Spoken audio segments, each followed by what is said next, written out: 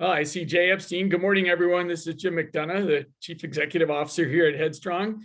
We're going to give folks a few more minutes to join. We'll promptly start about 10:35 Eastern. And thanks for joining this morning. I know we have a lot of people getting on. Hello, Mike Monroe. Good morning. Our friends in Cohen. Good morning. Kathy Brill, nice to see your name. Nice to see you again.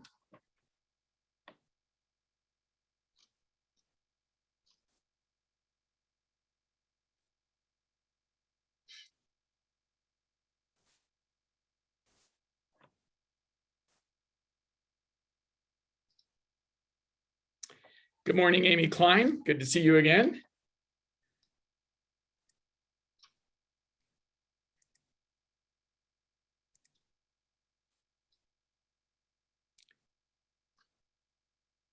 Katie Kilby, good morning. Megan, good morning.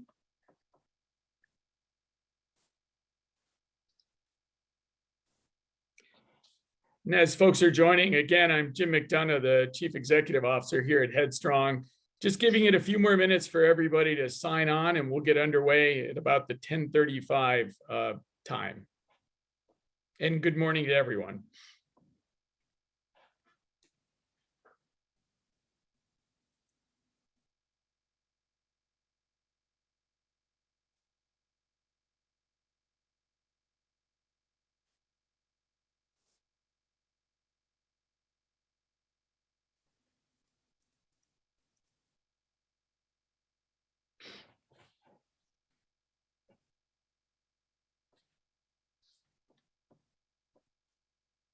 I'd like to say good morning to the Headstrong team as well. Good morning, everyone across the country.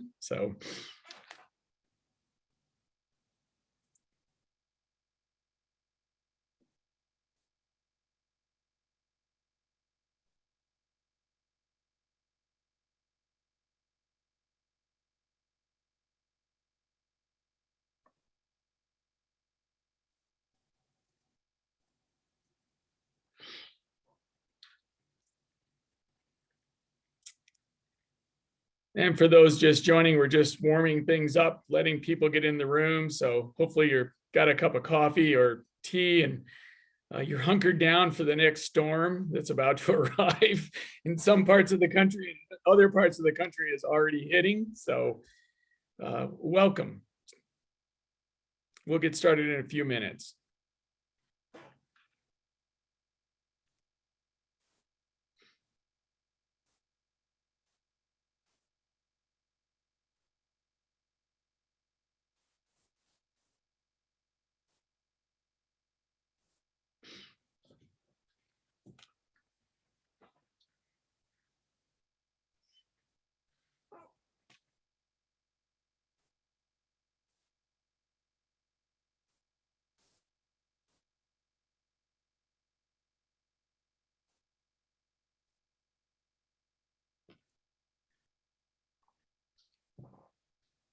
Going to give it about another minute, and then we'll drop into this conversation about our opening in Maryland.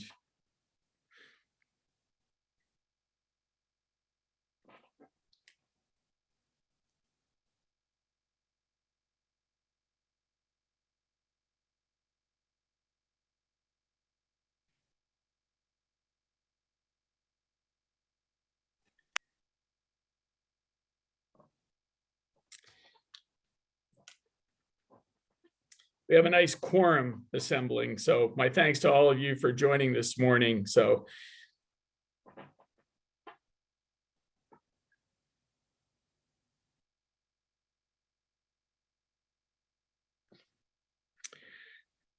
all right, my watch may be a little fast, but I'm going to kick things off. And good morning, everyone. I'm Jim McDonough. Again, I'm the Chief Executive Officer here at Headstrong. And I'd like to welcome you to our virtual launch of our newest program geography, the state of Maryland, and specifically as we move across the state with a focus on Baltimore. I just want to say thank you for joining us this morning to kind of share in the understanding of what the organization is trying to do on behalf of a lot of important people. I'd be remiss if I didn't say thank you to a few of our board members who've joined this morning, the Headstrong team, some of whom you'll hear from in a moment, And then just a special shout out to our friends from the philanthropic and funding community, the Weinberg Foundation folks, Wounded Warrior Project, Boeing, the Clark Foundation, and Harry's, all making our market launch possible in the state of Maryland this morning. So in the background is a young man named Todd Townley. He's on our team. He is going to be driving the slides for a few of us this morning. We have about 90 minutes, but I want to point out that in good old Army fashion, we're not going to train to time, we're going to train to standard. The structure of this morning's conversation will take about 3 elements into mind. And Todd, if you could advance me. Whoop, back one. Okay, thanks. So listen, this morning we're going to kind of feature a couple of different voices from the Headstrong family. I'm going to kick things off at the top. Then I'm going to turn things over to 2 of our really great teammates from the clinical side, Dr. Williams, our Chief Clinical Officer, and Dr. Anna Crane, one of our regional clinical directors. And then my dear friend, Matt G., as we know him, one of my colleagues from our past, now working together again, who's been responsible for a lot of the ground game in getting us up and running in the state of Maryland. You'll hear from each of us as we go through the next 90 minutes or so. And Todd, thanks. Okay, I'm going to hit the agenda real quick because I want to get into the meat of the morning. We're going to divide this conversation up into really just a couple of important elements. We're going to start things off and just making sure everyone knows a little bit more about Headstrong, who we are, where we operate, how we do what we do, with some of the things that are in the background of the organization's kit bag. I'm going to be joined by Matt G. for portions of that conversation. We're going to shift things to Dr. Williams and Dr. Crane for a little bit of a discussion around the clinical model. We'll talk about our goals in Maryland. We'll talk about our impact. And then as we finish those 2 pieces of the conversation, organization and clinical, there's going to be a cue to kind of drop you at your discretion into 2 sub-Zoom rooms. One focusing on a deeper understanding of the clinical model that'll be led by Dr. Williams and Dr. Crane. And then on the organization side, if you have additional interest there, myself, Kat Cheshire, our Chief Development Officer, Miguel Acegeda, and Matt G. will pick up a deeper conversation and answer any questions that you may have throughout the course of the morning. When that comes to a conclusion at whatever time it is, we're simply going to drop you out of the Zoom room and get you back to your day job. So, okay, I'm going to kick things off and just start with a little bit of an overview about the organization. I'm going to borrow some things from a soon-to-be-released annual report that talk about the organization. So as we approach 2022, we're 10 years old. We have a decade's worth of care behind our backs now, and it's led us to kind of position ourselves in the marketplace of mental health treatment as a practice of choice for our military-connected individuals and their family members. Going all the way back to the origin story of Headstrong some 10 years ago, there were 3 leading edge principles that stay with us to this very day, associated with how we work in the landscape of mental health offerings. One is unprecedented or unequaled access to world-class trauma-informed clinicians that are taking a leading role in transforming care for those who serve their country and their family members. And some of the things that we're really known for and that we take great pride in ourselves on are our ability to deliver a barrier-free, stigma-free, and bureaucracy-free experience for our clients. Those 3 frees that go all the way back to a decade ago are still with the organization today, and not only a point of pride, but a point of differentiation for those that we try to serve in the community. It's important to point out who we serve. Today, Headstrong serves actively serving members of the armed forces, members of the Guard and Reserve, veterans of all eras, and the family members of those connected to care. That's our shot group. Those are who we try to bring into care and deliver treatment to every day in the organization. We are mission focused, and we are focused on treating trauma. And we know that there's a lot of associated things that come with trauma. We deal very well with co-occurring disorder. Co-occurrence is one of the hallmarks of the Headstrong treatment model. But what we've built over the last 10 years is a growing expanse of nationwide clinicians who are some of the best in the business and offering unprecedented access to them. We pride ourselves on our ability to connect people to care. Today, we have the capability to treat in 13 states, including Maryland. And through some innovative approaches having to do with COVID, we've been able to kind of stretch ourselves to some additional states with some of our clinical capacity that I'll let Amy and Anna speak to. But this has been a really important decade that we're taking stock of. We do focus on results. There's a great deal of measurement that goes into the organization around improvement and trends. And we try to keep our hand on the client experience and the care and feeding that goes into our clinicians every day. Real simple vision statement: improving lives, reducing barriers, and delivering industry-leading outcomes. We aspire to not only be this mental health treatment practice of choice, but really to do the best we can to address the underlying conditions associated with trauma in many forms. While our mission began as healing the hidden wounds of war, we're actually in the middle of refreshing that right now, because as everyone knows on the Zoom today, the last 20 years of armed conflict in both Iraq and Afghanistan have come to a close. That doesn't mean that the trauma associated with those wars has closed, and it doesn't mean that we're singularly focused on the trauma associated with combat service. The real nug of Headstrong's model is we try to solve a couple of things. One, I've spoke a bit lightly this morning: access. This has a lot to do with equity in opening up access to our clinicians in the most equitable way we can. We'll talk in a moment about the advent of telemental health, how that's offered us an advantage in hard to reach segments of our population. But importantly, we stand behind the principle of we do our best every day to open up access to the arrayed clinicians across the country. Two, trust. Our community believes in it a great deal, and earning the trust of those who served and their family members is one of the early aspects of any interaction we have with our client base. We pride ourselves on our ability for those that we have treated to recommend Headstrong to their colleagues, their friends, their family members, and that is the number one source of referral for Headstrong. It comes in this issue of value, and we measure value principally around our ability to be a trusted resource. Three, I'll leave this to Amy and Anna to talk about, but quality. We focus relentlessly on the pursuit of outcomes associated with those we serve. We take measure of it, but it is all about improving the quality of lives. And then the last problem we try to solve against is that we are not a one-size-fits-all model. We are highly individualized, and our clinicians deliver a very comprehensive approach to those that they're treating day in, day out.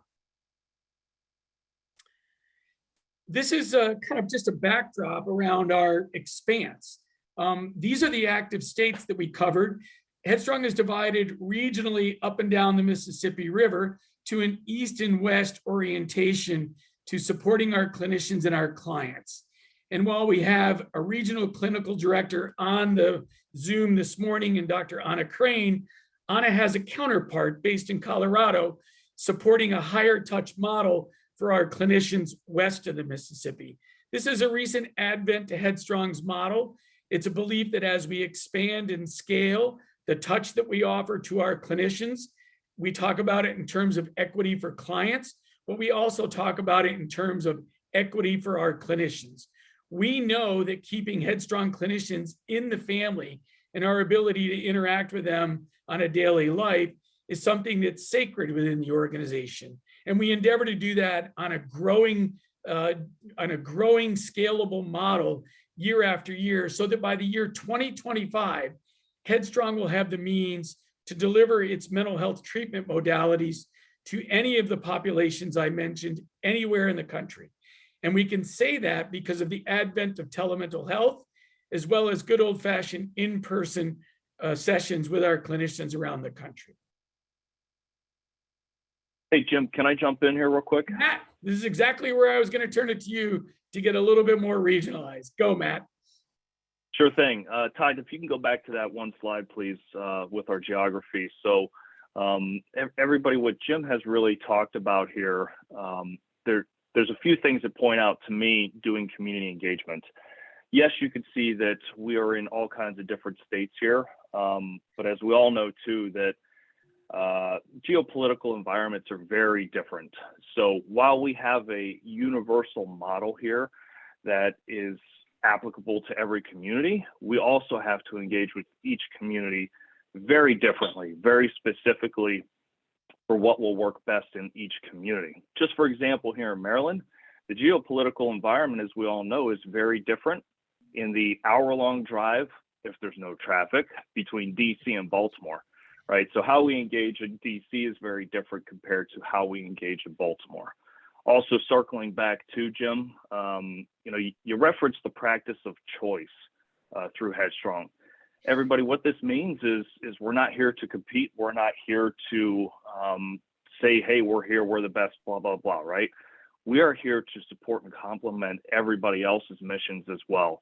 Literally between the VA, Cohen, all the other clinical partners, and Headstrong, there's not enough demand to meet all of us, to have all of us meet the demand in the community. And I see that in every community that I travel to. And then as you mentioned too, Jim, around the trauma, it's very complex. I'm really excited to hear from Dr. Williams and Dr. Crane about how messy it is and how human beings are so messy to begin with. And then when you tie in the trauma, how complex it really can be, how we don't follow a cookie cutter model to bring the best quality to our clients. So just want to throw in there some things there to support the mission and the cause here, Jim, and we'll gear up for the clinical piece. Yeah, thanks, Matt. Let me just pause for a moment to, Todd, if you can take it back one, just keep us on. So it's important to understand too, that in the last 12 months, so Maryland marks the second time in just a little over a year that we've opened up Headstrong's resources in two different states. About a year ago, we launched our statewide effort in Washington State, out in the Pacific Northwest. And we did it over Zoom, just like we're trying to do today, to gather the community, so to speak, in a common understanding of what the organization is attempting to do. Matt speaks to this highly localized kind of understanding that we try to bring to the marketplace.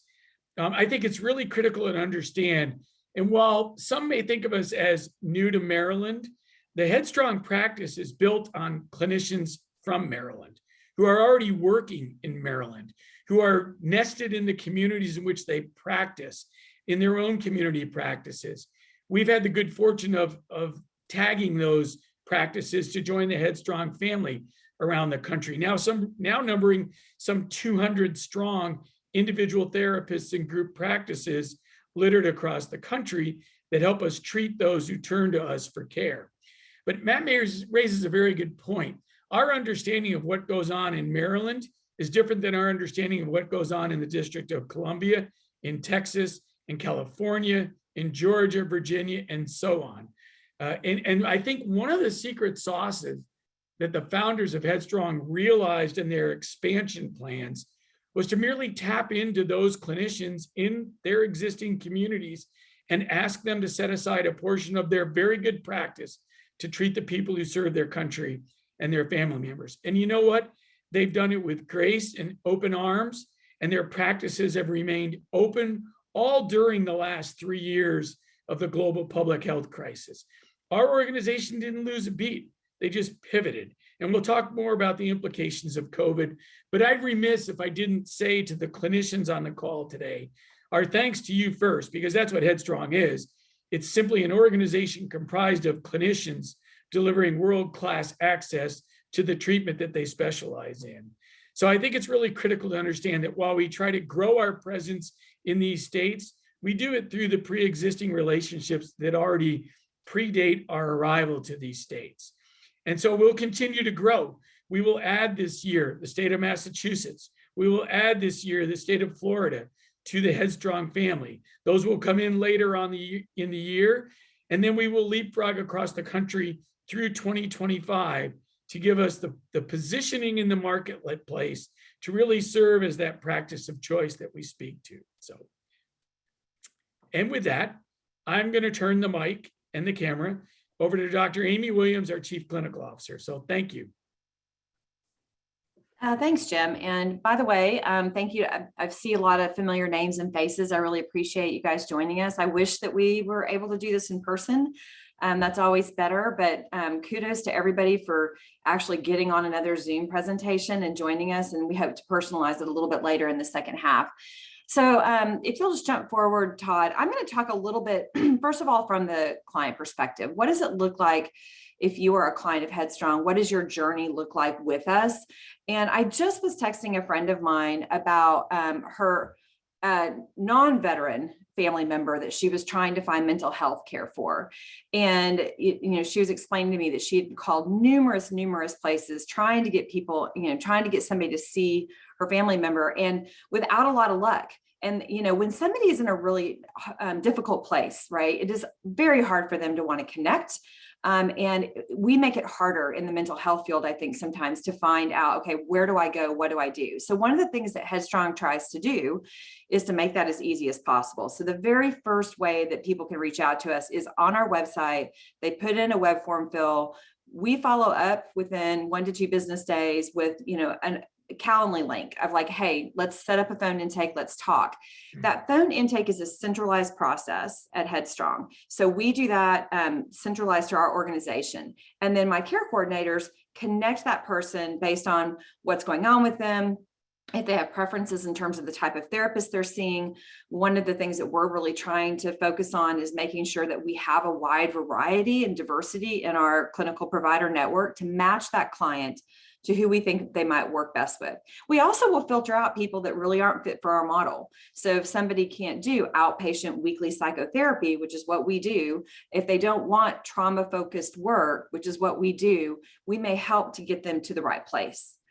Once they come to us, we do an initial evaluation that's more in depth with the clinical partner that they're assigned to. And at that point, if all things are go, then they begin treatment, and there's really no red tape. There's nothing else that the client has to do. While they're in treatment, we are continuing to support that clinical partner, and we're getting measurement. We're getting, all the industry standard measures that you hear of, PHQ-9s, PCLs, things that if those of you that are in the clinical world, you're very familiar with. We are using those same types of ways to be able to talk to the community about what it is that we do, what are our outcomes, and to talk to our clinical partners too about how things are going. So those sessions occur over the course of average. Historically, the average number of sessions is around 35 sessions. We don't have a strict session cap or limit.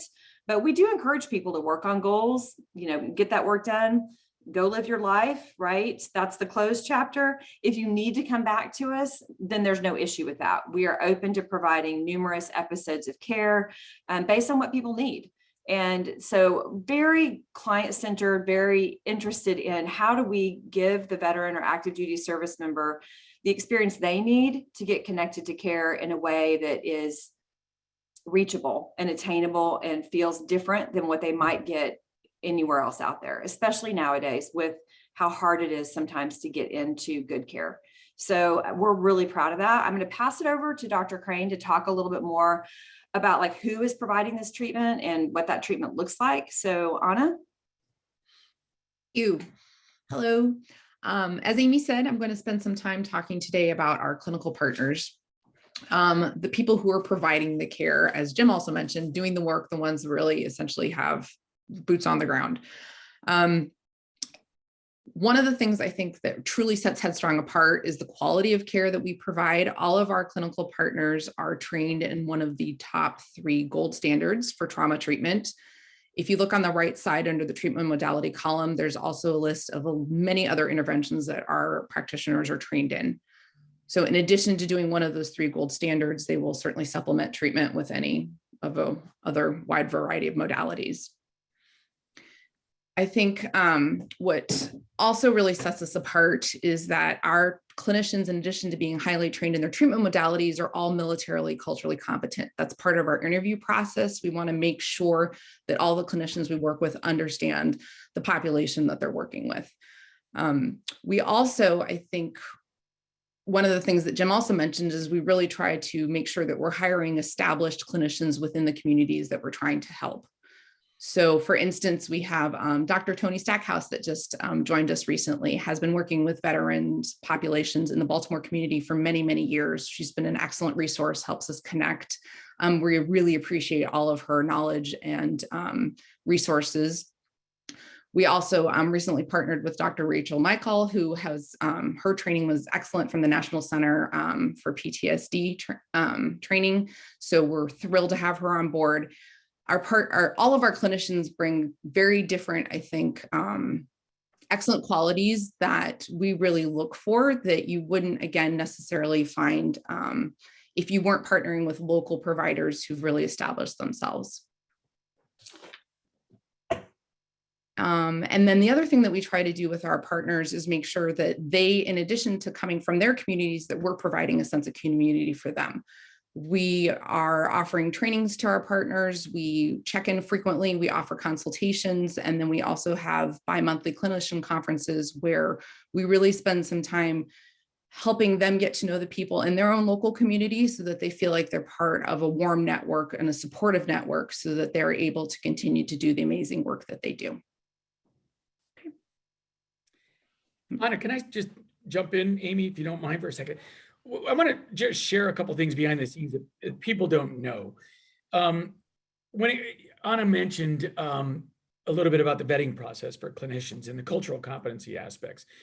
One of the things that Amy and Anna have figured out is that in the early stages of courting a clinician, one of the things that we do is we do something of a vibe check. We have 6 veterans on staff, one of them, Matt G., you've heard from already this morning. But as Matt helps the clinical team on the ground suss out would-be Headstrong clinicians, he sits with them, as does another veteran on the team. And the sense is just to try to get a sense of, could you, a veteran of today's armed forces, see yourself sitting with, in therapy with, on a Zoom with the particular therapist that we're recruiting? And so that vibe check comes back early, that Anna and Amy then pile on in terms of the subsequent vetting steps to look at credentials and things like that. It's not to be taken for granted in the mental health community today that the clinicians that people access are licensed in the states they practice. In Headstrong, 100% are. There are differentiators to the program. That vibe check, I love telling that story because I think it's an important understanding at the roots of this organization, how seriously we take the ability to kind of saddle up to a therapist, knowing full well how difficult that is in terms of the expression of vulnerability to get you in that moment, to get you in that room in the first place. That vibe check is critically important. And Anna and Amy take their cues from that on where they take the relationship with the clinician next. And so that's really one of those things that nobody knows about. Nobody knows about the depth of the vetting process that goes into what Anna mentioned. And then I think, Amy, it's worth talking about the wraparound stuff that you try to do to kind of keep people whole adjacent to the treatment that they may be receiving. Yeah, so we wrap around in a number of different ways. So one thing that Anna was speaking about was wrapping around the clinical partners, right? Making sure that we're going to continue to support them, but we also can provide other services to the person that's in care with us. So if they are having a really hard time with anxiety, the really more hypervigilance aspects of PTSD, we might refer them for neurofeedback so that they can more optimally engage in treatment. We also have access to psychiatric providers who can come in as a stopgap if somebody doesn't have the ability to find somebody to work with them on medication or if they want a second opinion. So we can provide couples therapy if somebody says, you know, this has really impacted my relationship. So there are a lot of ways that we try to really tailor that towards the actual person that that's in care with us. So we listen to what the therapist says, like, I think this person might need family therapy, et cetera. And they'll go back in through our care coordinator. We'll connect them with another provider. So Todd, do you want to go to the next slide? This will kind of bring home just some of the things that we've been working on more recently in the clinical operations vertical, if you will, of the organization. So Jim already talked a little bit about telehealth and how important that's been. And if you followed the mental health industry at all in the past couple of years, you recognize that COVID really changed the landscape. So a lot of organizations were already doing some telehealth, but now everyone is telehealth capable. And it really does extend our services. And luckily meant that we didn't have to interrupt care for the people that were seeing us. In fact, we saw a trend of people seeking mental health care even more. And that trend has continued to grow, even though I think the more recent trend, and that's the graph that you see in the blue, the more recent trend, I think we could really attribute more to the withdrawal from Afghanistan. We saw a huge jump. I think it was a 40% increase from July to August when that was all happening in terms of people reaching out for care. And because we also support some of the what I call military adjacent communities, and this is especially important on the Eastern Seaboard. I'm actually located in Dallas, Texas, and so we don't necessarily get all the like 3-letter agencies the way you guys do on the East Coast. And a lot of those security organizations were supporting that withdrawal from Afghanistan. And so Headstrong actually doubled down and went in and said, you know what, we want to help you too on this limited basis, because there was a huge need. And that is the spike that you'll see in our Q4 of 2021 in Virginia. I mean, the DC, Maryland, Virginia area saw a huge spike. What that allowed us to do actually was we were already starting to look to recruit more providers in the DC area who are Maryland centric. And then we started going further north. And so my goal is to basically build out the Baltimore therapists who Dr. Crane was talking about, really pulling from those local therapists or in that local community. And in the meantime, we can use those kind of, I guess, is it Southern Maryland or close to DC, Maryland? I think of it as north-south, but I don't think that's exactly the direction. But when you look at those folks, those people can help augment with telehealth, right? So, but at the end of the day, what we want is to have that really local presence in the city of Baltimore and surrounding areas so that people can go get care in person or via telehealth, but always having telehealth to kind of back up on if we need it. And then in the slides and the bullets here, you'll see a little bit more about some of the things we've already talked about in terms of our outcome measurement and the way that we recruit. People definitely need to be able to communicate with this population. A RAND study, if you follow any of their research in this area, when you go out and you look at the general population, if the military member or a veteran is trying to get care in, using their Blue Cross Blue Shield or whatever it is, there is a real lack of understanding of military cultural competence. And I know I'm preaching to the choir with the people that are on this call, because I think you understand that. But it is really important. Not just everybody gets through the door. We have turned people away that looked really good on paper, but really didn't get it. And so we take a lot of pride in developing that. So with that, if you want to hear more about the nuts and bolts of the clinical ops or referrals, and I know we've got some of our friends from Cohen on the call, and I know you've got Silver Spring, we're further north. I'd love to talk to you more about that if you want to get on the clinical ops breakout at the end when we do our little breakout room. So I will pass it on at this point. I think back to you, Jim. Okay, what brings us to Maryland? Take us forward, Todd. Matt G, I'm going to ask you to lead things off here, and I'll add color to you, okay? Perfect. Thank you. And before I get into why Maryland, why Baltimore, all of that, just to piggyback off of what Dr. Williams and Dr. Crane were saying too about the clinical representation locally, question may come up, well, what kind of expertise are you really bringing?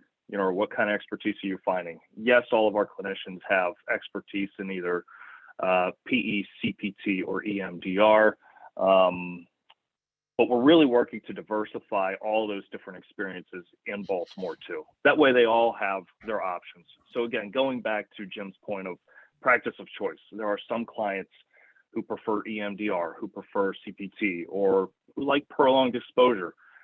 So just want to highlight that as well, that we are making sure that we have a diverse clinical experience portfolio there in Baltimore.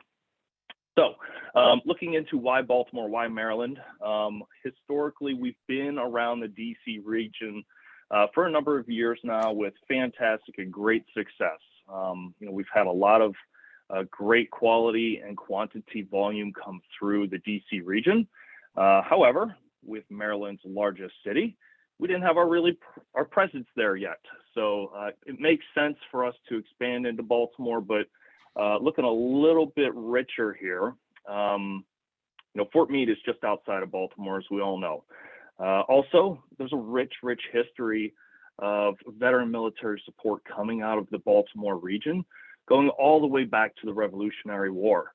So continuing this trend here in modern day of 2022, we're definitely excited to support the 100,000+ veterans in the region for their different mental health needs, especially around trauma here. So metaphorically here, with the birthplace of our national anthem coming out of Fort McHenry there, so we'll begin the birth of Headstrong's Maryland coverage. Our strategy here was not really to come up out of DC and then into Baltimore. I grew up down in DC, and I'm very familiar with how DC could kind of suck everything in. So we're really placing the emphasis here to start in Baltimore City, Baltimore County, and then expand from there down the 95 corridor, where eventually over a 2-year period, we're looking to serve about 120 unduplicated or unique clients, and then support our friends through what we like to call the AVC programs, the government programs. Those are all your 3-letter government entities, where we know many veterans serve there continuously to their country through there. And then, of course, we're going to do this through very key strategic partnerships, which we're going to hear from our friends at Every Mining Serving Together here shortly. So that's really going to be the strategy. Jim, anything you want to add before I continue? Yeah, just a couple of points to kind of double down on Matt. The notion of starting in Baltimore and Baltimore City, both the county and the city, you have to understand that for us, it represents an anchor in the state of Maryland, and to create capacity outwardly from there. Obviously, we're just beginning in Maryland, and we're starting in Baltimore County and Baltimore City. But you need to understand that as we grow our presence, it will crisscross the state of Maryland. And the advent of telemental health affords us a great deal of reach. And this is where the monolithic understanding of the DC Beltway, where everything gets treated and thrown into the kitchen sink as being the same, it's not. We're beginning to distinguish ourselves by firmly planting the Headstrong flag in Baltimore County and Baltimore City first, and growing from within and outwardly. You can find us in the coming years to the Eastern Shore. You can find us in the far reaches of the Gap out towards the western regions of the state. But we're going to anchor ourselves in this anchor community. It's important to understand it's been a vanquished community from a mental health treatment perspective for members of our community. Matt G's point, the vortex that sucks everything into the Beltway, that's not where we are. We're starting north and working outwardly to kind of get our presence established within the state of Maryland. That's critically important to the strategy. And I have to recognize here the role that philanthropy is playing, where they're taking their investments, and our friends in the Weinberg Foundation, our friends in Boeing, our friends in the Clark Foundation, they all recognize that equity in the delivery of mental health treatment is the name of the game, and pushing their partners to expand their footprint in areas where access and inequity are greatest, it makes complete sense. We've got to do a better job of putting resources where they're most needed, not where they're most convenient. And so we're tackling the tough stuff about getting our flag planted now. And as Dr. Crane said, the good news is we've tapped into some wonderful Baltimore-based clinicians for starters. And that's how you grow Headstrong. They have fellow clinicians that they're connecting us to, and we outwardly expand our presence. But we will develop a competency in Baltimore County, in Baltimore City. And I know we spend a great deal of time talking about military cultural competency, but as Matt has alluded to, it comes in many forms. It really does come in forms far beyond military cultural competency. Yes, that's important to us, but so are the other dimensions of culture. And that's where you really get at the heart of what Headstrong is trying to achieve in opening up equity across cultural competencies. Yes, our strong suit is military, but our strong suit is also growing beyond that to make sure that the people we bring into care are represented by people they can relate to best. That vibe check I spoke of. It will come in many forms, in many dimensions. So Matt, back to you.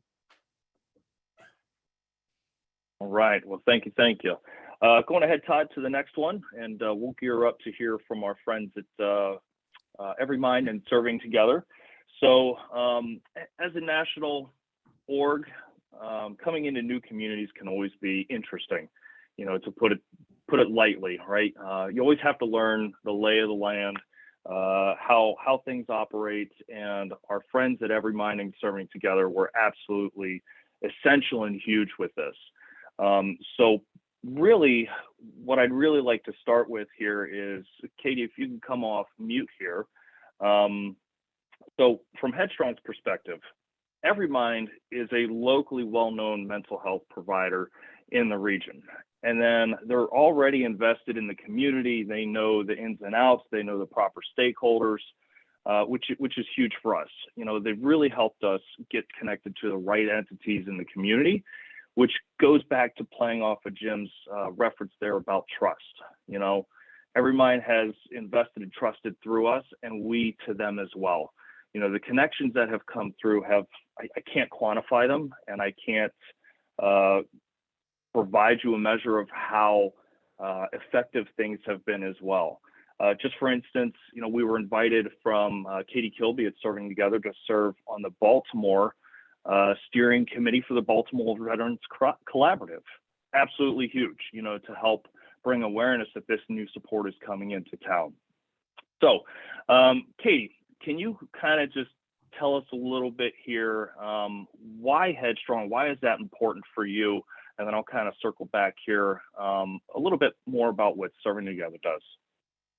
Sure, absolutely. I think that, you know, over the last couple of years, especially, we are starting to see the outcomes of the cracks in the foundation in our veteran and military community, and the social isolation, the pressure, the uncertainties, as Dr. Amy Williams discussed even not long ago, that shift in the understanding and resiliency in our community over July and August.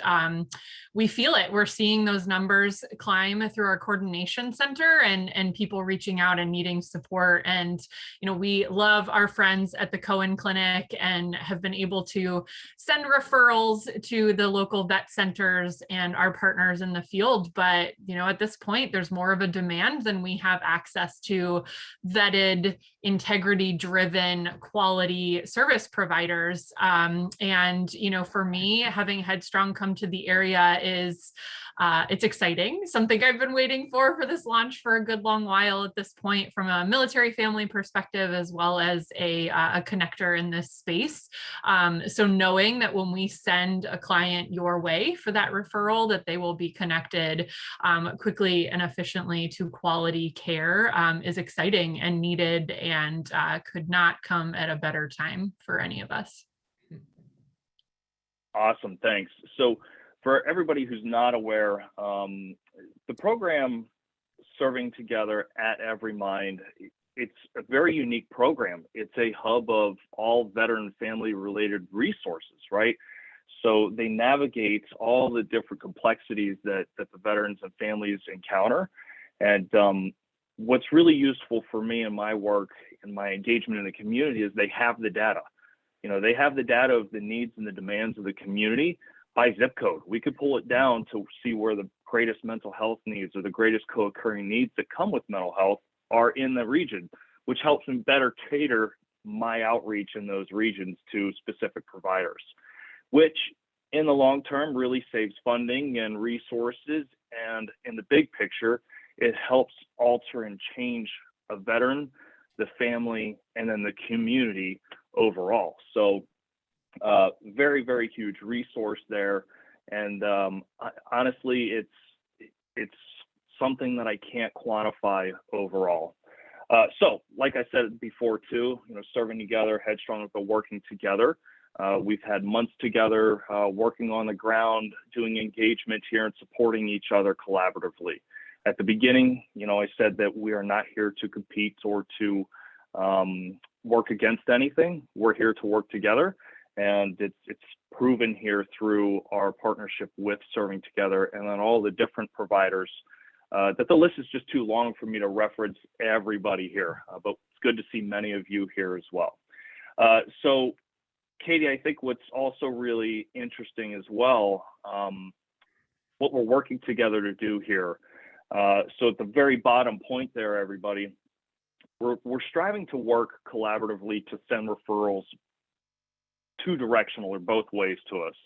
In other words, the Serving Together Care Coordination Center may recognize that somebody has a mental health need, around trauma and our specific expertise, they'll come to us, but then also we want to educate our clinicians about what Serving Together does. That way, should a clinician find a co-occurring need in the middle of session, then Serving Together could be there to support that as well. And by being able to support those, for lack of a better phrase, distractions that come up in therapy, we can better treat the trauma, which potentially has the impact to change socioeconomic statuses for the veteran, the family, and the community as a whole. So, Katie, I'll just kind of pause there and let you throw in what you're thinking too. Absolutely. So I just dropped in the website for our coordination center into the chat, and we staff that coordination center with peer navigators who are, in most cases, veterans or military spouses themselves and are ready and waiting to take an intake and identify any co-occurring needs. So if a veteran comes to our coordination center because they're looking for mental health support and they know that that's their major need, we are ready to send that referral to Headstrong, but then to also take an intake that will identify whether their VA benefits are squared away, that they are safe and housed and employed to the best standard that they need for their family. So the way Matt and I are waiting to execute this relationship is to be able to have those two-way referrals so that we're sending referrals to Headstrong to be evaluated and connected with mental health care, but then also waiting for those referrals to come back our way to make sure that a family is being taken care of from every vantage point. So if that individual service member or veteran is getting their mental health needs taken care of and is working with a clinician, maybe eventually they'll be ready for rest and resiliency weekends with Boulder Crest, or working with Saratoga Warhorse on the weekends for one of their 3-day programs. Our peer navigators are really going to drill down to determine and make sure that they are holistically cared for, that they are stable, enriched, empowered, and moving on a forward trajectory with all of those basic needs and engagement needs taken care of. So we really do see, the coordination center kind of sitting at the center of access and equity to the incredible programs and resources that are operating in and around Baltimore that many of you represent. And then also trusting that as you get to know your clients from, I see Travis Manion Foundation on here, Wounded Warrior Project, as you're interacting with your own clients, that you send those referrals to our coordination center for further care coordination as well. So, we all know that we're in this together, we're stronger together, and the only way to serve and empower our community is that collective impact approach. Thanks, Katie. And Jim, before I hand it back over to you, I just want to preface or say here that what we are working on developing here in Baltimore is not happening anywhere else. In all my travels all over the east half of the country, this is not happening in any of the other communities.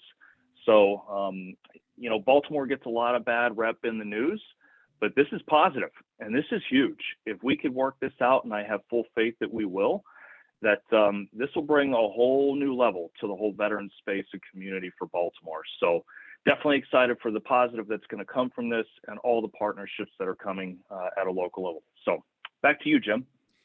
Yeah, thank you, Matt. And thank you, Katie. I think you can get a sense to all our friends across the region and the community, the depth of the relationship between EveryMind, Serving Together, and Headstrong.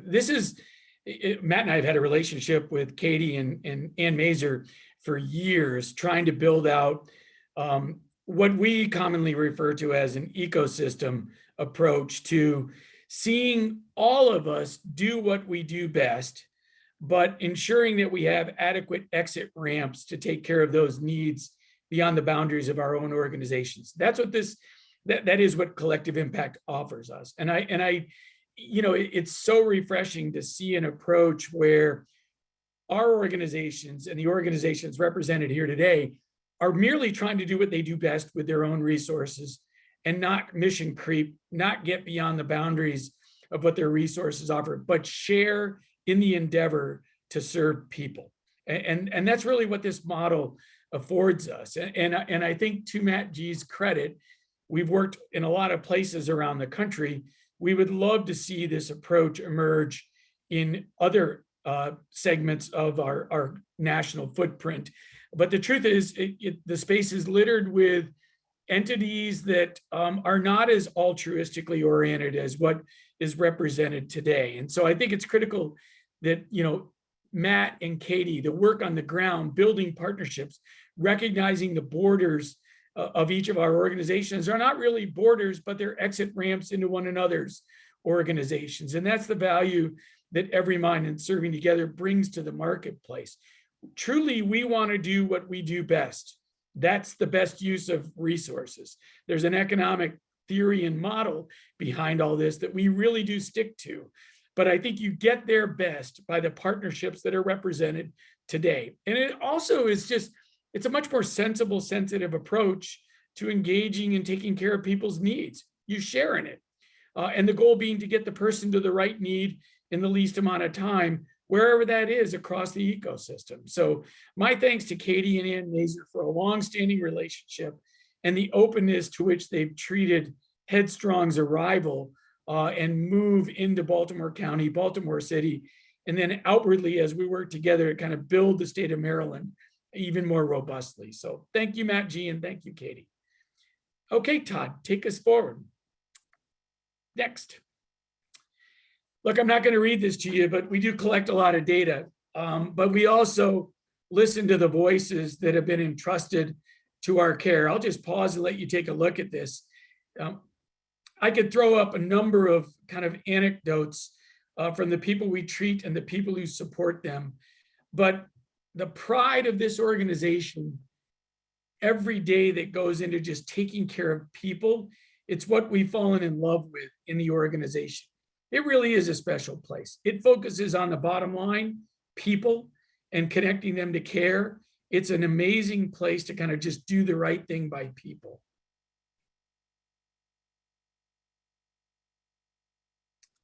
Next, Todd. We've shared with you our stories throughout the years. I will tell you that there's nothing better than hearing from the clients themselves. I will tell you this, I've been in a lot of organizations in my tenure. What is special about Headstrong is that it lets the people that it takes care of and the clinicians who take care of them speak to the strength of what it is we try to do. These are not anecdotes, these are people dealing every day with people's lives. And from the top to the bottom, letting the voices come out from those who serve and those who are served by the organization's resources. I love that part of this organization, this team. It prides itself on the good, the bad, and the ugly. We don't get it right every day, but we do go back in right away into the breach and try to fix what perhaps we didn't do right the first time. But it is in the ability of voice to kind of speak to the truth and the power of what it means to be touched by this organization. And we do it two ways, the clients and the clinicians.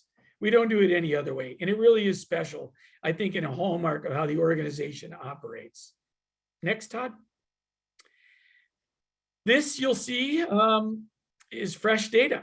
And I think one of the things I want to orient you to on the left-hand side of the screen is about half of every client being actively served by Headstrong's clinicians today are new to the organization. And what that tells you is people come and people go, and results are achieved, and capacity is opened up to treat others. The demographics, I think, are important. About 2/3, well, a little bit more, 75%, 25% breakdown between men and women who've worn our nation's uniform or are currently wearing it. But importantly, take a look at some of the sub-demographics. Our organization has had the ability to touch people who are underrepresented by the veteran community. And this is a nationwide kind of roll-up of data that is active, but you see the distribution amongst the branches that we pull from. Yes, we do have Coast Guard clients. They are less than 1%, but you can see the distribution from the branches of the armed forces that we draw from. Important, you can also see the organization's ability to touch the lives of underrepresented aspects of our community. Our American Indian and Alaskan Native population, very strong presence in the Pacific Northwest. We touch their lives. We touch the lives of people of color. And that's important to understand. And we are really taking that seriously and recruiting both clinicians and acquiring clients who come from the underrepresented segments of our community. It is so acute when dealing with mental health to try to position yourself in front of those communities. And Headstrong does that both from a client acquisition perspective and a clinician acquisition perspective. You can see the age breakdown. You do find a nice distribution of people coming from all age groups turning to Headstrong for care. Hey, Jim, can I jump in real quick here?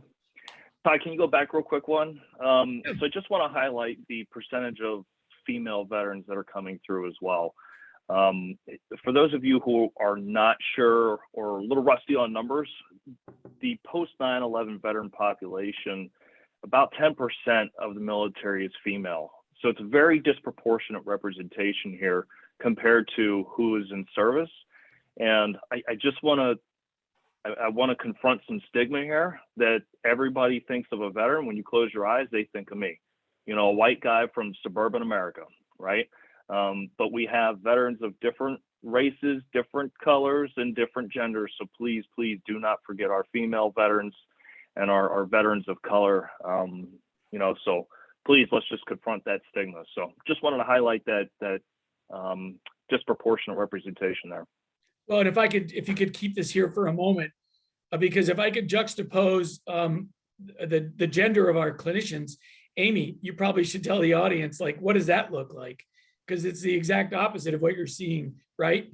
Yeah. Well, and I mean, I think it also has to be noted that women do tend to seek mental health care more often than men. Yeah. And so the fact that, we have a large proportion of our clients that are men seeking care with us makes me feel good. But yeah, most of our clinical partners, the majority of clinical partners are female. And that's also representative of the majority of the way that mental health providers look in the industry. We also, and I know we probably need to wrap things up, but I do want to point out that one of the internal things that we're really prioritizing is to make our clinical ethnicity and diversity aspects map onto this. Right now, we're 84% Caucasian white in our therapists, and we have an internal goal to increase that every year and to look for more diverse partners in terms of ethnicity and race, as well as experience with LGBTQ populations, which also we haven't touched on formally, but I think is another really important diversity moment that we have to be thinking about. Thanks, Amy. And when Amy used the word priority, it's deliberate.